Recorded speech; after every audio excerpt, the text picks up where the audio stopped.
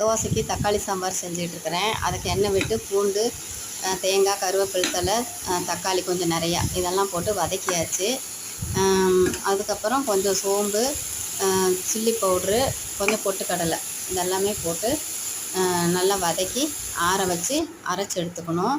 இந்த பக்கம் எண்ணெய் விட்டு கடுகு, கருவேப்பிலை தழை, ஒரு பெரிய வெங்காயம் போட்டு தாளித்து விட்டுட்டு இந்த அரைச்சதை கொரன்னு அரைச்சதை எடுத்து ஊற்றி உப்பு சரி பார்த்துக்கலாம் சரியாக இருக்குதான்னு சொல்லிவிட்டு இந்த பக்கம் தோசை ஊற்றிக்கிட்டு இருக்கிறேன்.